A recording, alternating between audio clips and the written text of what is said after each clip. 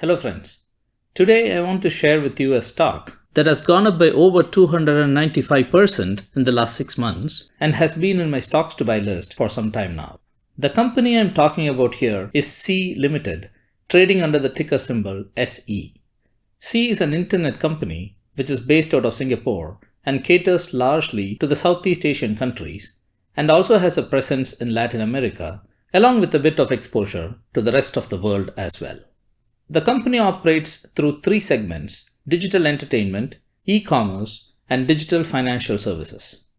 Before we dive deeper into the financial metrics, let's take a step back and understand that if you're an investor living in North America like me, it should be noted that this is a company that is mainly operating in Southeast Asia, so there is always the usual unknown financial, political, and regulatory risks that comes with any company that operates outside the Western world.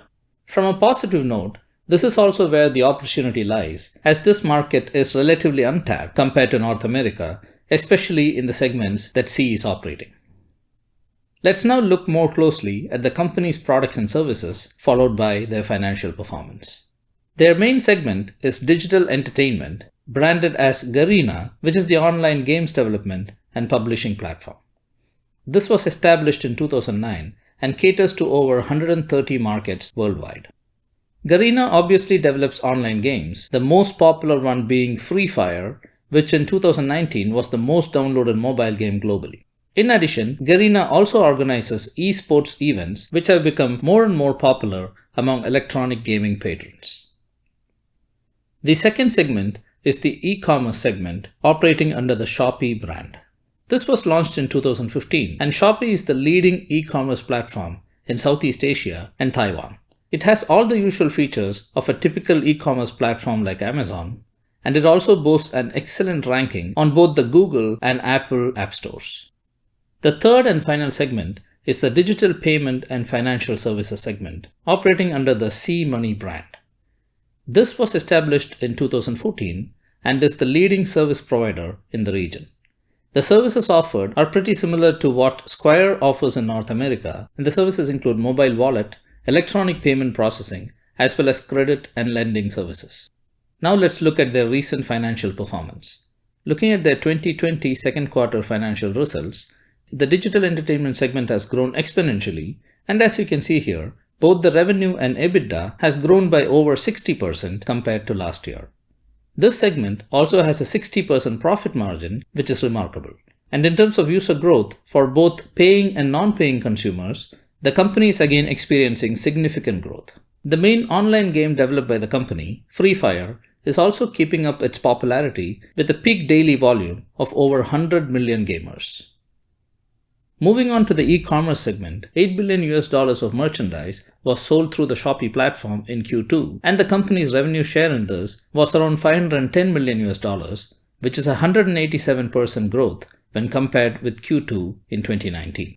It should be noted though that the e-commerce segment is still not profitable, as it is still in its early growth stage.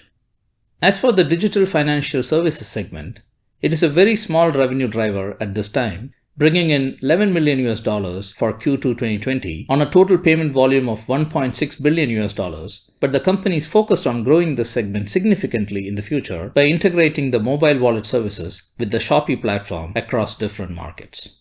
Overall, the company had an operating loss of $373 million in Q2 2020 on a GAAP basis, but was profitable on a non-GAAP basis, netting $7 million.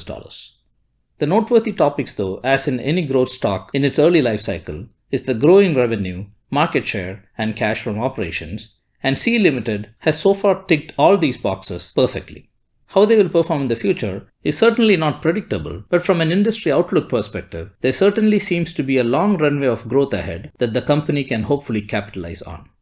As you can see here, from a market research paper published by Google and other industry partners in 2019, the Southeast Asian internet economy is poised for a threefold growth in the next 5 years, from $100 billion to $300 billion. The e-commerce space is poised for an even larger percentage growth to $153 billion in 2025 compared to $38 billion in 2019. Digital payment is also expected to grow significantly in this period, and by 2025, almost half of the $2.3 trillion payments processed are expected to be digital.